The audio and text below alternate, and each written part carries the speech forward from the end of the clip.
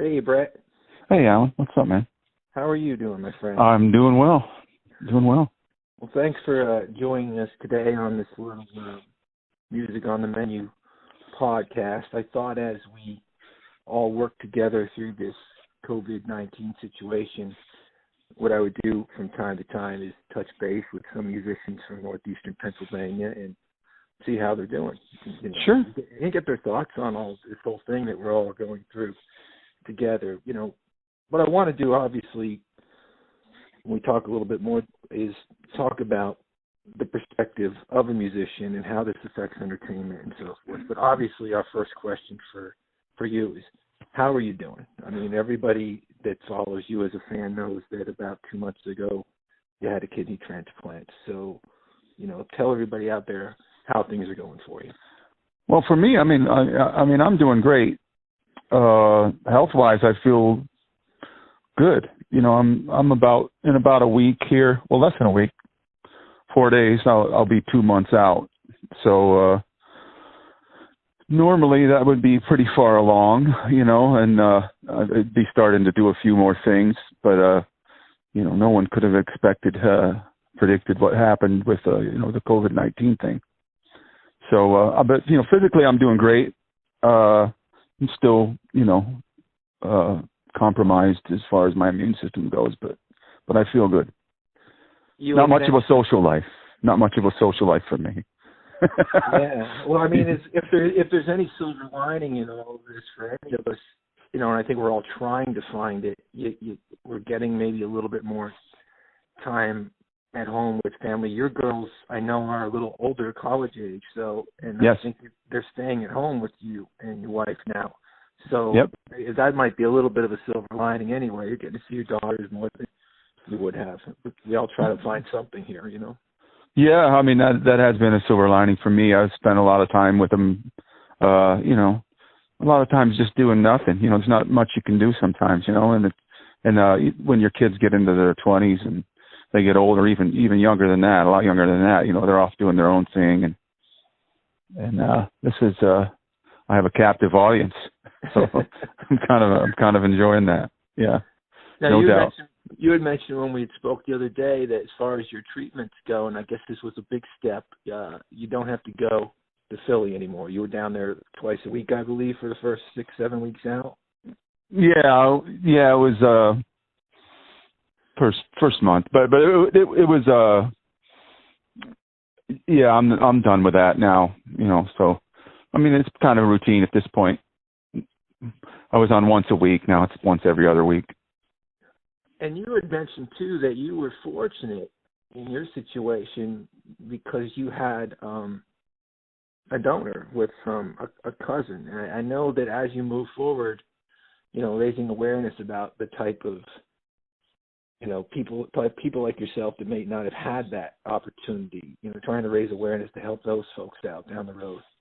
That's definitely a goal, that we want to, the family here, we really want to, give something back and, raise some awareness and do some things when we can get back out there.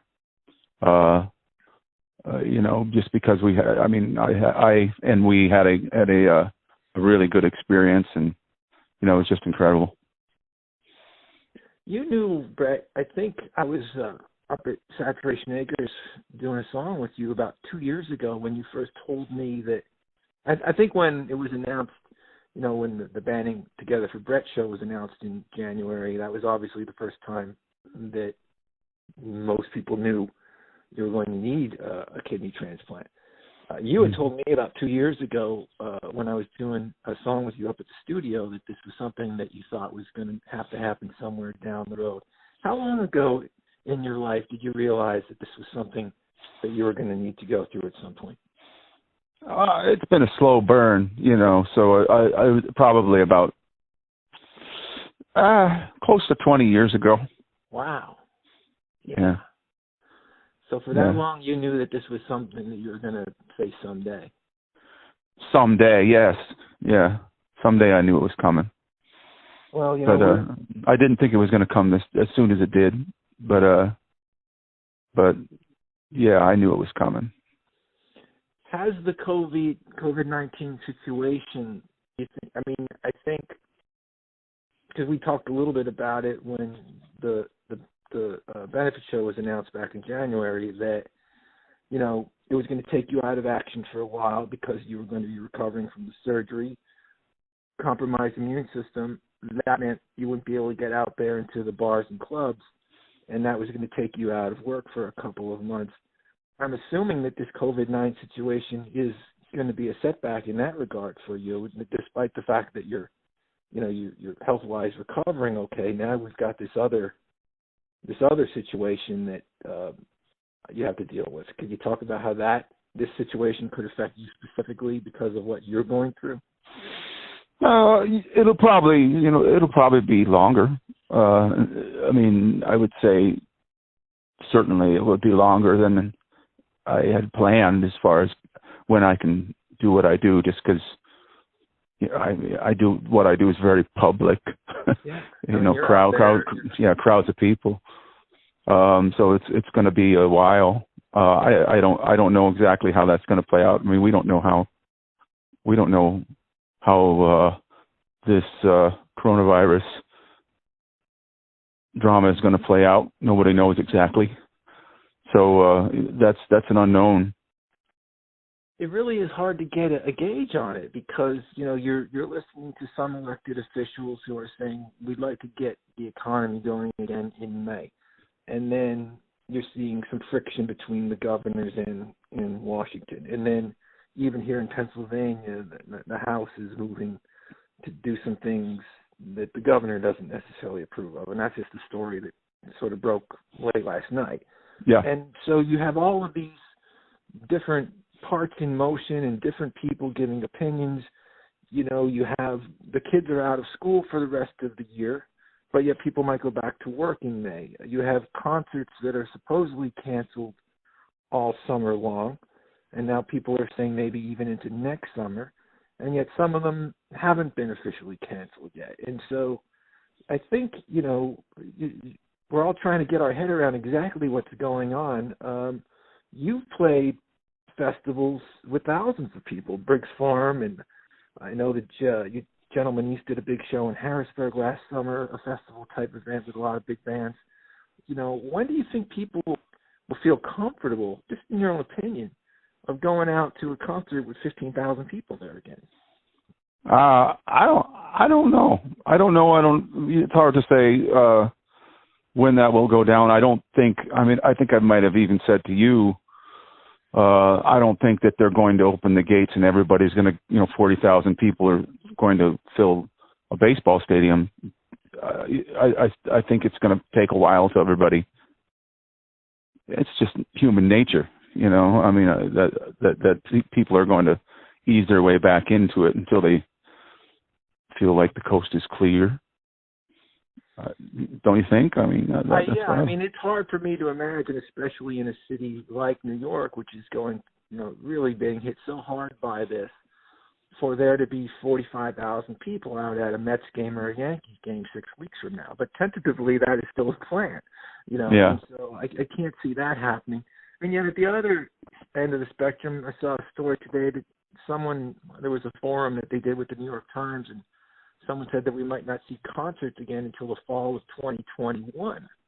Yeah, next year. Yeah, let's go over a year. Yeah, so I'm talking a year and a half from now. That's kind of hard to imagine. I guess it would all really depend on treatment success and a vaccine. That might be the answer to the true return to normalcy. Right. I mean, I think you just got to look at. I mean, it might all flesh out sooner than we think. I mean, I'm not an expert at it. I don't claim to be. But just looking at human nature, I just don't see them open the gates and everybody just go rushing in. That has nothing to do with, whatever your opinion of what's going on is. I think that's just human nature. Taken as a whole of, all Americans.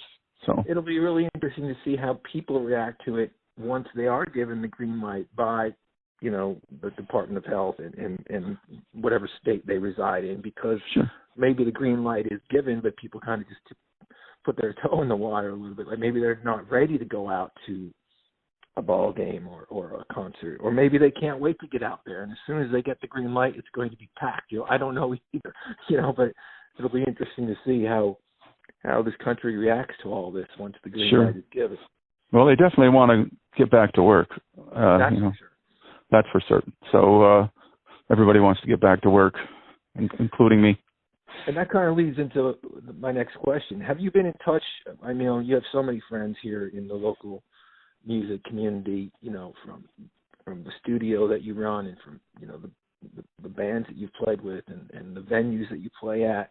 So I know you have a lot of friends, and I'm sure they've all been calling to check in and see how you're doing. Have you been talking to them about how this is affecting everybody in different ways? Yeah, I mean, across the board. All my usual crew I've been checking in with, and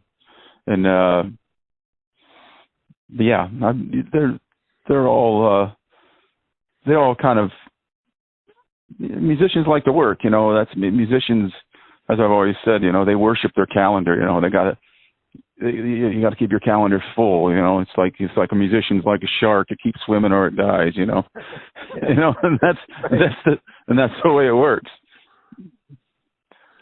And they don't typically, a typical working musician, if that's their career, if they're doing it for fun, I'm sure it doesn't matter that they're not playing on the weekends as much. I imagine if you do it as a hobby, you depend on the money, of course, of the gigs you're playing and all that. But if that's your vocation, you have to keep your schedule full, and there's usually not any sort of, these people don't have paid vacation or sick days or anything like that, as many, quote unquote gig workers don't. Right, for sure. I mean, I think that a lot of them, and I've watched some of them, and I've enjoyed some of them. Some of my favorite local artists have done the Facebook Live from home. They get put on a guitar and they do a couple of songs. We saw Tom Flannery, who I know you're a friend with, did a couple. Yep. I watched some. Yeah, I've been talking to Tom. Dustin Douglas, Miz did a couple. And I think that's wonderful for them to get the creative juices flowing and stay in touch with their fans. I've enjoyed watching some of them. Now we see it's kind of interesting because I think that on a local level, and I'm sure that in other areas outside of northeastern Pennsylvania, local musicians in their own communities were doing similar things. And now here we are 3 or 4 weeks later, and the national acts are catching up. And now you're starting to see Paul McCartney and Bruce Springsteen are doing something this weekend.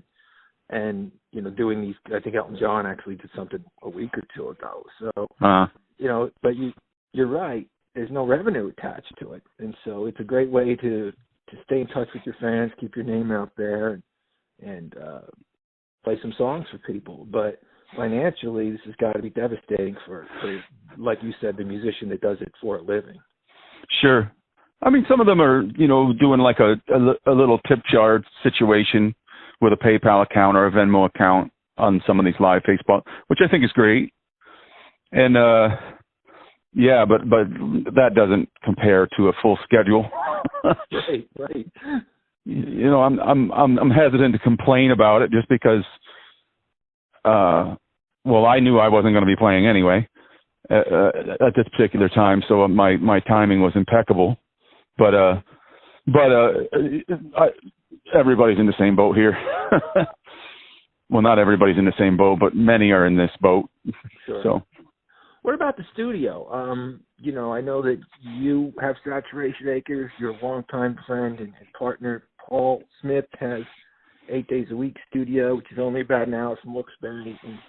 And we've got a couple of other great studios here in Northeast PA that I know you have a good friendship with, and a lot of mutual respect among all the producers and studios here in the region.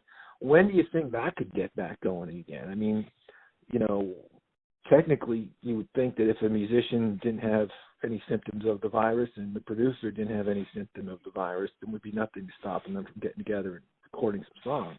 But I don't know how that works. Yeah, I imagine that'll run parallel to the rest of the state or the country.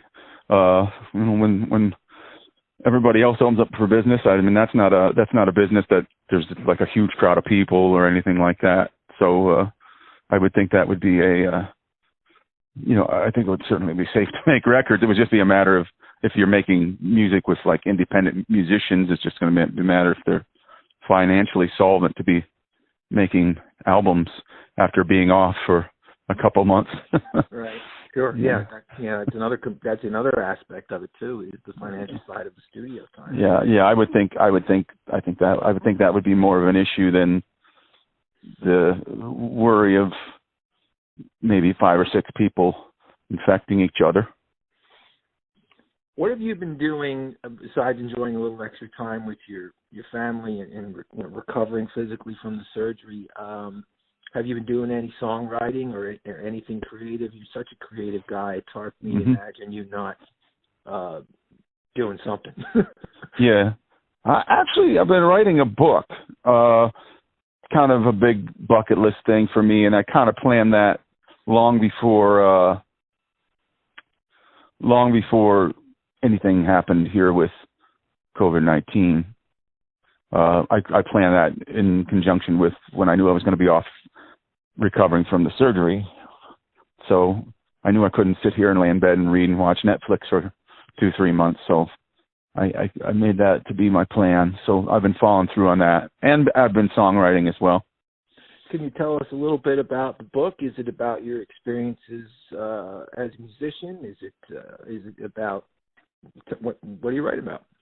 Yeah, that's kind of I'm kind of writing about it's memoir-ish, I guess you would say. I'm kind of on the second draft of it right now, so it may change a little bit, or it may change fairly significantly before I call it done. But right now it's definitely memoir-ish. This is my first book, so that felt the most natural to me to write about, rather than writing fiction or short stories or something like that. That just felt like a pretty good format.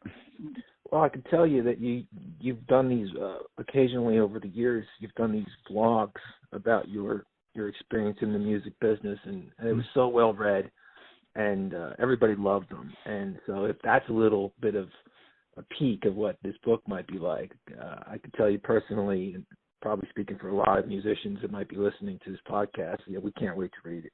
It's gonna be yeah, it's definitely along those lines, no doubt.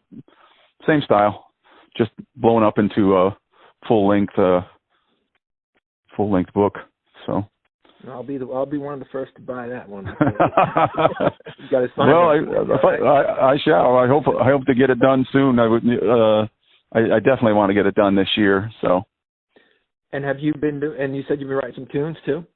Yeah, I've been working on some songs and the usual. Definitely doing more with the book than the songs right now, but I have been writing a few things as well.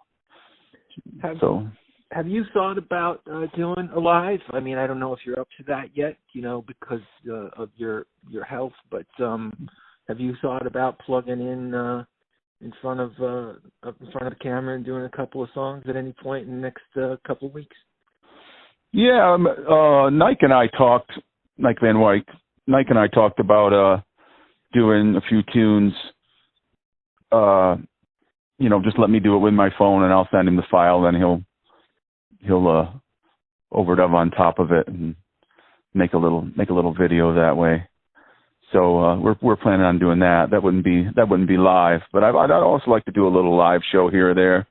I sat down and tried to play and sing a little bit, like to actually sing full volume, and I got to get back into it. After you're out, when you're playing over 200, 250 shows, 300 shows a year, after a while, you get this road voice. You can wake up in the morning and within an hour you could be singing a show. That's just the way your voice gets conditioned. But so then when you stop doing that for 2 months, I got to get back in shape to do that, something like that. Or there'll be people just listening to me hack for an hour. Oh, we'll look forward to that when you're ready. Yeah. Make sure you share that on us Music on the Menu page too when you put that awesome. up. Let everybody see it.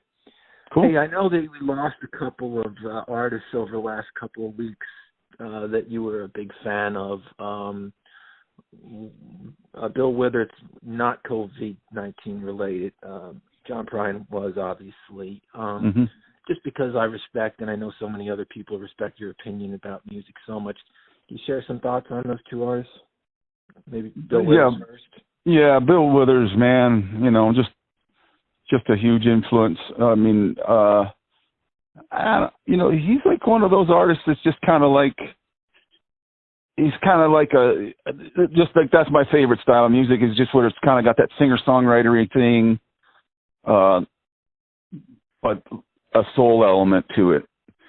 And, that bluesy soul kind of element to what he did. And I always gravitate to artists like that. I think in a way about it. I mean, somebody like a Van Morrison has that sort of quality to what he does, even though they're not anything alike in their vocal style or anything like that. But he just a great songwriter and a good soul. I always like the messages in his songs. He was one of those guys too that everybody knew so many of his songs, and yet almost somehow a little bit under the radar. He didn't even get put into the Rock and Roll Hall of Fame, I don't believe, until 2 or 3 years ago. Yes, very recently. Yeah, very recently. He was eligible for forever. Probably for 20 plus years. And so, just one of those guys, like you said, that just a special artist. It was kind of nice to see all the tributes came out when he did pass away from so many others. Yes, I think him and John Prine both have that sort of everyman quality to them in a different way. They weren't. There was not really much pretension with either one of them. So somebody like that, I guess, maybe flies under the radar for a little bit longer than someone else, maybe. I saw your Facebook post when John passed away last week that he was one of your top. Did you have him in your top 5? I believe, songwriters of all time. I put him maybe even top 3. Top 3 of songwriters. Right. No, not necessarily singers or anything like that. But as far as pure songwriting skill, yeah, I'd put him in my top 4. I think what I was saying was kind of like, him and Dylan and probably Tom Waits would be my other choice for the top 3. Wow. And as I said in what I posted, I said there's a big 12-way tie for 4th. So we won't get into that. Well, I definitely wanted to get your thoughts on both of those artists. And when you just, I guess it was the day before yesterday, here in Northeast PA, we found out that Jerry Hledzik had passed away from the Boys and from Dakota. And I was thinking a lot about Jerry yesterday and today. And something popped up in my mind of a conversation that you and I had a couple months ago. I think it was probably when I was in the studio doing a tune, because that's usually when you and I have our best little powwows. And sure. You were talking about how there's really this wealth of knowledge in this area for younger musicians to draw from if they're so inclined. I mean, there have been events that I have been at locally where you're in the room and some of the guys from Breaking Benjamin are in the room. And, there's a guy that's got 3 or 4 gold records on his wall. And then I look over at you, and there's a guy that toured with Plant Page and Bob Seger and had a couple national record deals.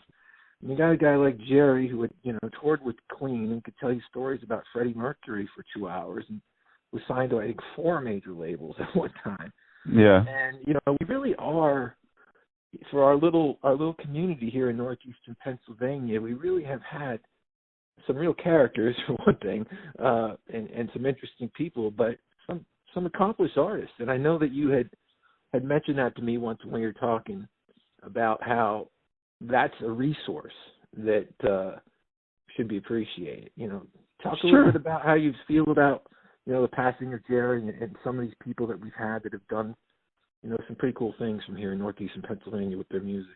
Yeah, I mean, what you're saying is kind of reminds me. There's a book by, I think his name is Richard Florida, the name of the book is definitely The Creative Class.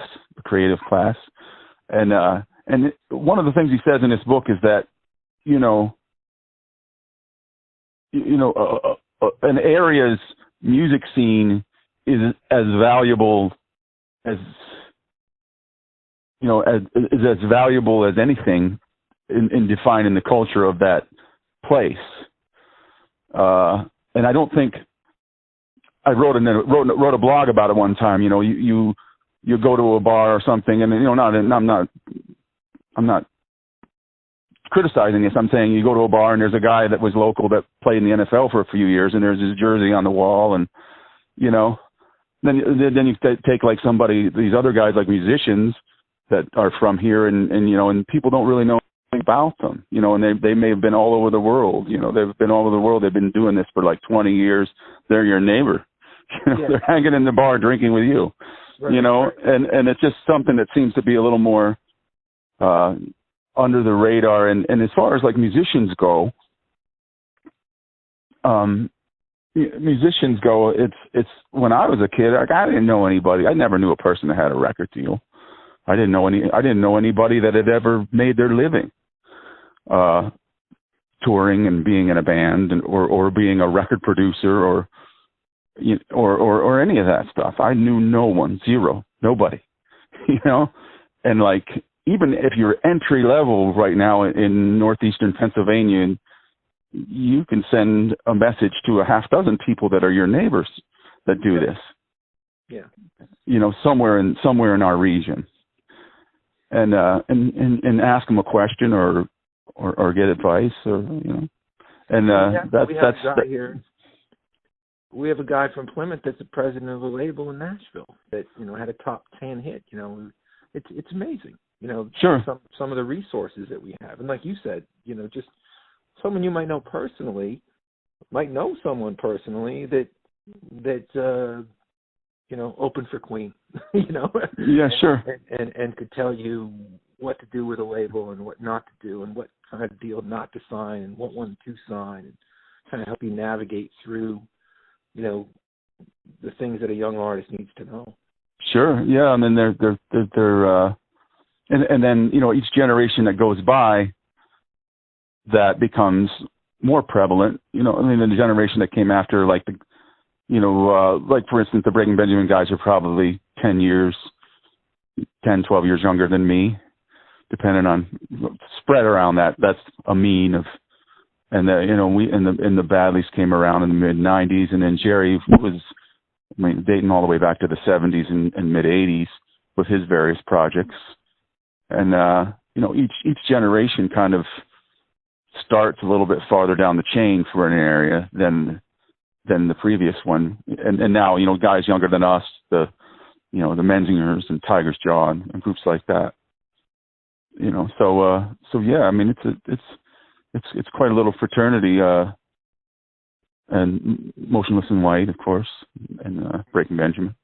Absolutely. So, yeah. It's funny, Brett. I think I told you this before, and I even wrote a column about it years ago for the Weekender, and I did a radio special about it once too, and your former band, the Badlees, are the key link. Just lighthearted conversation here. Everybody's heard of that 6 degrees of separation from like Kevin Bacon thing.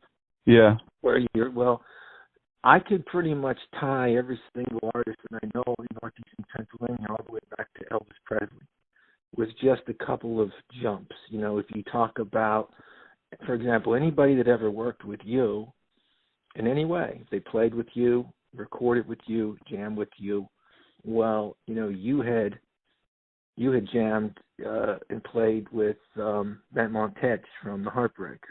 Sure. And then of course, Tom Petty had played with George Harrison.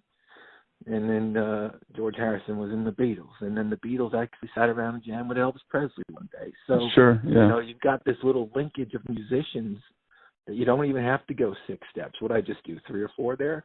Yeah. And all of a sudden you're all the way back to Elvis Presley with just, because of the way musicians somehow worked. Matt Montech obviously was the key to that. Sure. But you need one you got to have one to make one of those things work. But it's pretty cool that, you could you could look at that and say, well, I played with him, and he played with him, and he played with him, and he played with Elvis. Yeah, I mean, the one thing about it is that business, the music business, when you're out there, it's much smaller than you think it is, and everybody runs into and knows everybody. I saw a thing like they were said of John Prine. There was some sort of thing online. Elvis Costello wrote some sort of dedication to John Prine. And I wouldn't necessarily think musically that those two would be friends. Right. But he's English and John's very Southern. I mean, he's from Detroit, but his music is very folky and country, and I just wouldn't. Yeah, I wouldn't think those two would be connected, but they were. And the business is much smaller. It's much smaller than you realize once you get out there and you start meeting these people, and they all run in the same circles, and they've all either been managed by some of the same people or were booked by the same people as you when you're in it. And it's a lot smaller than you believe it to be. So people are really much more connected than you think. Well, I know that we all, feel anybody involved with music here in Northeastern Pennsylvania, we all feel a special connection to you. So I wanted to touch base with you. I'm probably going to do a couple more of these little podcasts. Oh, great. Situation, but I wanted you to be the first, and I know this because I talked to you about it on the phone a week or two ago. But obviously the event that we had planned for you on April 11th at the Woodlands, that's going to happen. We're just going to wait until we get the green light from Governor Wolf, and as soon as we get the green light from the Commonwealth, we've already got a date in mind. So that'll be a special night, my friend. We're all looking forward to it. Oh, awesome. Me too. I'm looking forward to seeing everybody, so that'll be great. Thanks for taking some time to chat, Bret, and we'll put this up on the Music on the Menu page later tonight, and it'll be good to let everybody know how you're doing. Oh, thanks so much, man. All right, thanks, Bret. Take it easy. Yep. Later, Alan. Bye-bye.